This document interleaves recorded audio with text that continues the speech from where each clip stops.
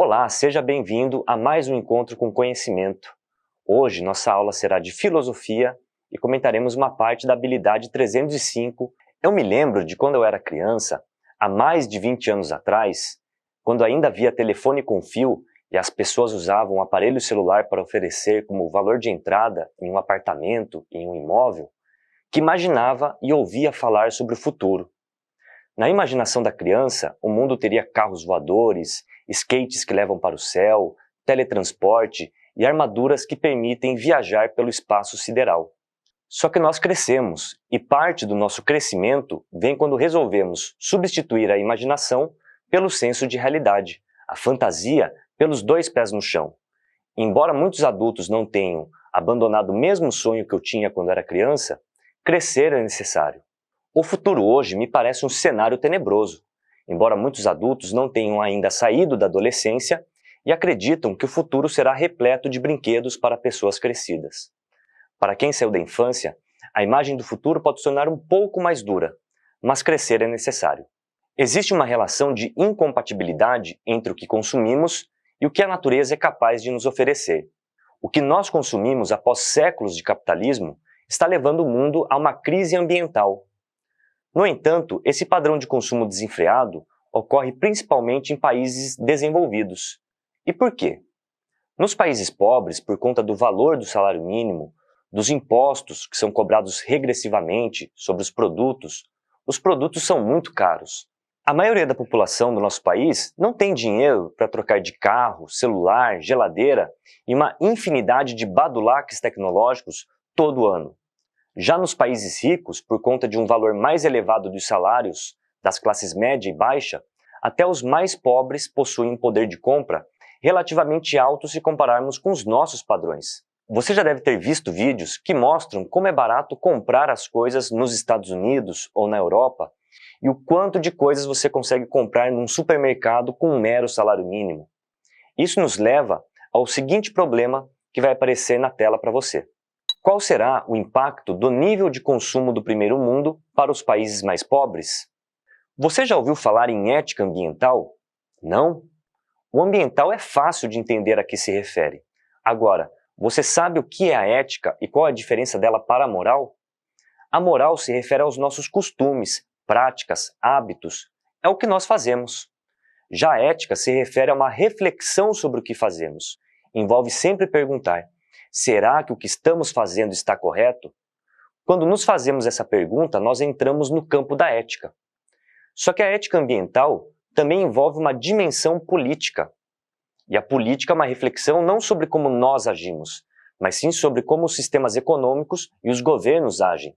Em relação à questão do desenvolvimento sustentável, existe uma dupla problemática. Ela é tanto uma reflexão ética quanto uma reflexão política. E o que isso quer dizer? Isso significa que, para pensar o que nós estamos fazendo, nós temos que repensar os nossos modelos de governo e economia que está na base do modelo civilizatório da modernidade. A modernidade, embora seja entendida como a época do esclarecimento e das luzes, também possui suas próprias trevas. A mentalidade antropocêntrica e etnocêntrica foi responsável por impor ao mundo um modelo de desenvolvimento que é centrado no crescimento econômico e na industrialização. Ou seja, os principais responsáveis pelo processo de degradação da natureza são os países desenvolvidos, que impôs ao mundo hábitos ligados ao consumo de itens industrializados que eles produzem. De modo que a única maneira de conter o avanço de um futuro desolador seria limitando o processo industrial nos países onde a industrialização e o desenvolvimento do capitalismo já atingiu altos patamares. Todos nós precisamos de alimento, casa, roupa e diversão. Mas será que precisamos nesses patamares? Será que é necessário um robô, por exemplo, para realizar tarefas domésticas, como ensacar o lixo e aspirar o chão? Será que necessitamos de um skate voador? Será que é necessário todos esses produtos de utilidades práticas cotidianas, objetos para ajudar a calçar os tênis, suportes eletrônicos para mantimentos domésticos, como temperos?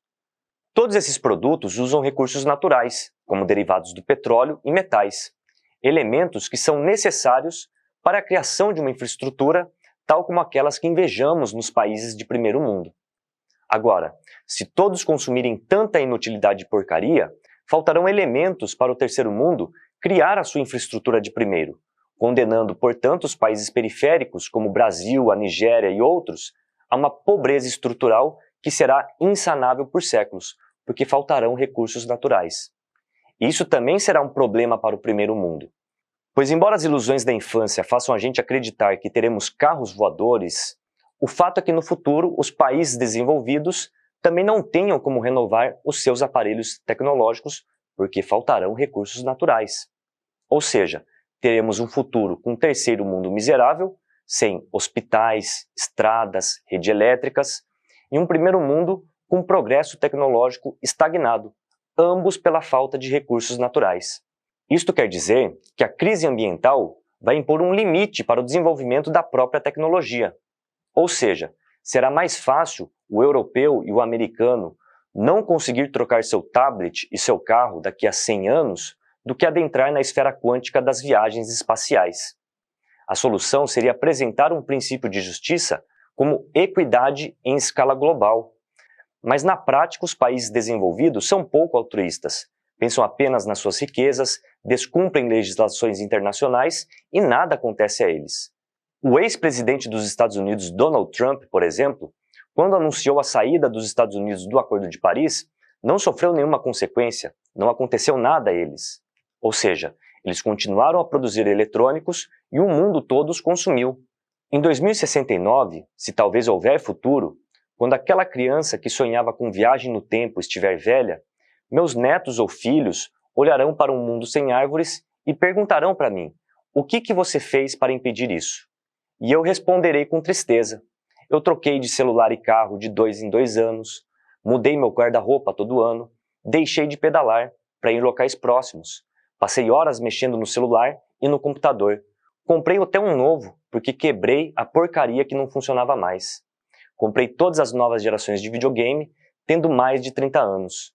Eu poderia fazer uma lista imensa de coisas que eu não precisava, mas também poderia dar uma resposta genérica que dá conta de tudo isso. Eu responderia com tristeza: eu ajudei a consumir tudo. O filósofo alemão Martin Heidegger é um dos pensadores mais importantes do século XX, sendo que o mundo da técnica e da industrialização é um dos temas centrais de sua reflexão. Em uma obra intitulada O Fim da Filosofia e a Tarefa do Pensamento, ele afirma o seguinte: o fim da filosofia revela-se como o triunfo do equipamento controlável de um mundo técnico-científico e da ordem social que lhe corresponde. Fim da filosofia quer dizer começo da civilização mundial fundada no pensamento ocidental europeu.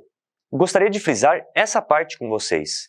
Fim da filosofia quer dizer começo da civilização mundial fundada no pensamento ocidental europeu. Em uma interpretação superficial e rasa, a gente pode até achar que o Heidegger está falando algo como: a filosofia acabou com o mundo industrial, pois não há pensamento, já que a gente tem calculadora que pensa pela gente. Mas não é a isto que o filósofo se refere. Em outra passagem, ele explica que fim não tem sentido de ter acabado, quer dizer que atingiu seu fim, cumpriu sua finalidade, alcançou seu objetivo. Então ele está falando que a filosofia alcançou seu objetivo. O que dizemos nós quando falamos do fim da filosofia? Temos a tendência de compreender o fim de algo em sentido negativo, como uma pura cessação, como a cessação de um processo, quando não como ruína e impotência. Pelo contrário, quando falamos do fim da filosofia, queremos significar o acabamento da metafísica. Acabamento não quer dizer, no entanto, plenitude no sentido de que a filosofia deveria ter atingido com seu fim a suprema perfeição. Com base nas duas passagens, podemos concluir que a civilização mundial orientada pelo sistema capitalista é a culminação de um projeto etnocêntrico da Europa. Com o sistema industrial, a Europa estabeleceu um modelo de civilização a ser seguido pelo restante do mundo, aniquilando, por exemplo, culturas indígenas, africanas, impondo a todos nós a sua concepção metafísica, religiosa e científica de mundo. A destruição da cultura não europeia chega a tal ponto que consideramos a Grécia o berço da filosofia. Ou seja, a gente considera que outros povos não foram capazes de pensamento e nem de desenvolver a sua própria metafísica, que é uma maneira de compreender o mundo. Os gregos não são o berço da filosofia. Eles são o berço do pensamento etnocêntrico que destruiu todas as outras concepções de mundo. Na aula de hoje, vimos que a crise ambiental que nós vivemos é decorrente da relação das sociedades com a natureza, mais especificamente por conta do modelo civilizatório que elas adotaram. E para virarmos o jogo nas questões ambientais, precisamos rever, portanto, nossa concepção de mundo, nossa concepção de sociedade, de natureza, de poder, de bem-estar. E o que isso quer dizer? Quer dizer que as sociedades precisam assumir uma perspectiva global, que devemos entender que a natureza tem vida própria e que as coisas não existem em função do homem ou para atender às necessidades humanas. Devemos ter outras formas de distinções sociais que não derivem apenas da quantidade de dinheiro que uma pessoa possui. Assim como devemos ter formas de lazer que não estejam ligadas ao shopping e aos filmes da indústria cultural. Em um mundo profundamente materialista, talvez caiba a gente resgatar a mensagem espiritualista de Jesus e olhar os lírios do campo, porque isso ainda é de graça. Até a próxima aula.